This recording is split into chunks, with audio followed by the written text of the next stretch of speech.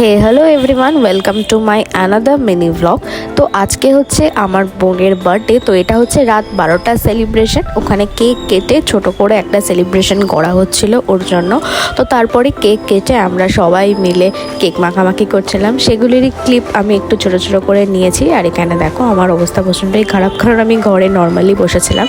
তো আজকে যেহেতু স্যাটারডে ছিল, তো সেই কারণে আমাদের বাড়িতে সমস্ত কিছু ভেজেই রান্না হবে। তো আমি ফার্স্টে এই সবজি কাটাকাটি করা শুরু করেছিলাম। এগুলো আমি একাও অবশ্যই করিনি, কাকিমা সবাই মিলেই করছিলাম। তারপরে এই সবজিগুলো সব ভাজা করে পনিরটা কেটে, আজকে পনিরটা ভেবেছিলাম আমি রান্না করব, তো সেই কারণে পনিরের পুরো প্রিপারেশনটাও আমিই করেছিলাম।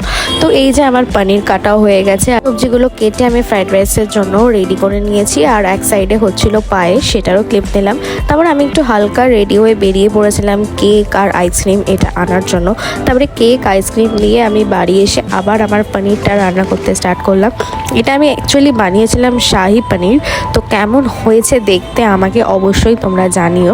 তো আজকে যেহেতু ভেজই ছিল, তো সেই কারণে আমাদের বাড়িতে রান্না হয়েছিল ফ্রাইড রাইস, আলুর দম আর শাহি পনির, পায়েস আর মিষ্টি আর নর্মাল যেরকম আইসক্রিম এই সব।